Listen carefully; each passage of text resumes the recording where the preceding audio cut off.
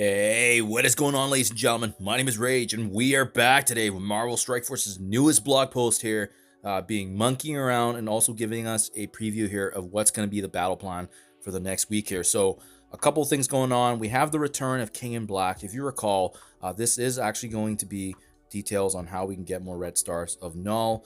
We previously had this already in the past, but I believe there's going to be a little bit more information on that in the description below as well. We actually have the battle pass featuring Havoc, which confirms what we saw in the Dynamine file, so that's great to see. Hitmonkey also joining, so in just a few days here, he's going to be available for the first time. Remember, with these new character additions, they're going to get a promotional boost to the red stars, so this is where you want to take advantage. Get the early 7 red on him. Obviously, it's going to take a little bit longer time to get those 7 yellow stars, but you know, at least this way we can capitalize on one thing after another.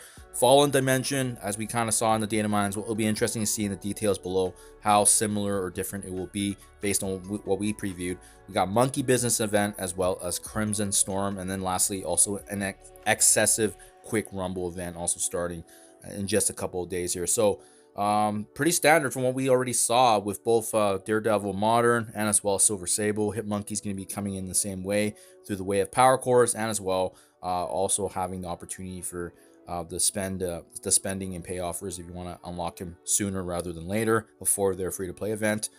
We have the Age of Annihilus information from last week, all the different chapters that are getting associated now, as well as the announcement of Quasar being the first legendary character. Remember, he's going to be coming in the way of being built more into the command center reward, so that's definitely going to be something we want to be paying attention to, as well as how they're going to be slotting in and changing up the very meta and kind of what we've seen, right? So these blogs are going to dive deeper into how the chapters will ideally work during the Age of Annihilus, so this is going to be very different from what we've seen in the past. Thankfully, it does seem like they're going more towards the route of free-to-play in terms of giving these character shards. However, the red stars will still be tied back to the similar format we've seen, which is like the Scourge Trials kind of way, and that's how we're going to be competing for those opportunities there. Fallen Dimension. So this is the newest pocket dimension we saw. Before it was data mined to be vigilante only, then they revised it to include skill characters, and I think there's even more changes now. So let's take a look. You'll need a minimum of 5 characters for every node, okay, except for node 6, which only allows for 3. There's no gear tier requirements. However, they do recommend having characters at a minimum of gear tier 17, 4 yellow, 3 red, and then as well as level 5 green ISO. Interesting. Okay, so these are all the missions right here. In total, looks like 12 different nodes here, ranging all the way from vigilante, of course. So if you have them built up already, they're going to give you the most value here. Skill and city characters being used, skill and villain, skill and cosmic, skill global, skill more back to skill villain, skill global. We also have a little bit cosmic and global there at the very end. So okay, so vigilante obviously is going to have the most value if you guys are already building them up. Remember, so far it looks like for the first little section that we're requiring gear tier 20 in terms of the city for Age of X, you're gonna get a lot of value building up vigilante right now. Remember, they're also needed for the raids that we're doing in Chaotic Storm, so this is value across the board. It's kind of a no-brainer, but obviously if you don't have those resources, then I would be hesitant to bring up any other character combinations for this. If you have Vigilante, it's kind of the best choice, but also I'm hoping that by the time these nodes roll through for Fallen Dimension, hopefully we can use these other skill city, you know, cosmic global character and so forth. Hopefully those other alternatives can actually get the job done as well.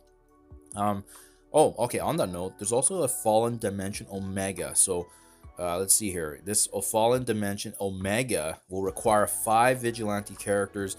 It also require level 90 and challenging for content. So this one's going to be the vigilante required, but it's going to be interesting because you need 5 vigilante, and as I said earlier, Hitmonkey's not yet released yet, right? His character edition's coming, so it means that, yeah, for those that are spending or using power cores, that's going to be basically the only way to participate in this. But I am going to be interested in this because may or may not return with a video then with power cores to actually unlock them, depending on what we see from the reward standpoint. So I'm going to wait and see for now, but yeah, that's definitely an interesting incentive there. There's like gear tier 20 pieces they'll reward us for.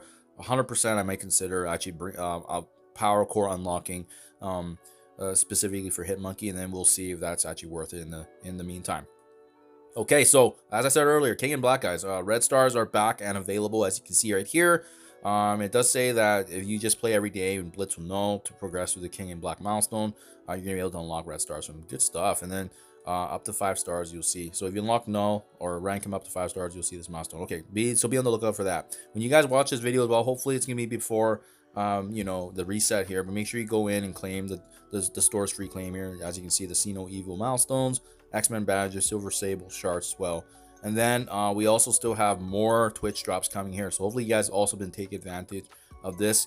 Sometimes we forget about it, so make sure you just log into your Twitch and make sure that these are available, and obviously you can take advantage of that as well. Okay, so monkey business, how to score points. So we're gonna be battling in raids with Vigilante, earning these professional primate orbs from fallen dimensions, and then open up to 5 of the limited Daredevil modern orbs. So this is the one that you have to pay. But there is gear tier 19 rewards, and ooh, interesting, there is actually a leaderboard tied back to this. I was not expecting that, so we'll deep dive this in tomorrow's video. We're gonna take a look at this in more detail in terms of the math and whatnot, because I just want to quickly go through the blog.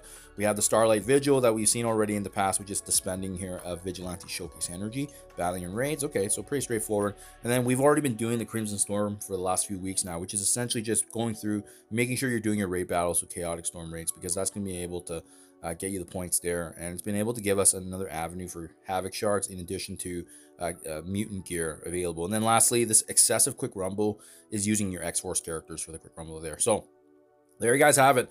The announcement of Quasar this week, the announcement of the Thunderbolts team, been pretty exciting, guys. And then now obviously we have Hitmonkey coming. He's a pretty iconic character in the Marvel comics as well, so definitely an exciting time to be a Marvel Strike Force player. Let me know how you guys feel. Let me know what you think of the newest blog here, and obviously the upcoming events here. We'll be back, hopefully. If it is going to give us different options, I can make some different videos here in regards to how I got through it. But if it is just Vigilante acquired, then yeah, it may just be a snooze fest, and you basically just have to unlock those characters to use them to progress, or you know, try failing, and then it is what it is with the rewards. But that's what I would wait on, guys. Wait to see what the rewards are like, and then make that decision there. That's just my 2 cents. That's how I always kind of dictate, you know, whether or not investments or building certain characters are going to be worthy of that, right? So keep that in mind. Hope you guys have a great rest of the weekend. We'll be back with some more content. Thank you for your time as always, and I'll catch you guys in the next one.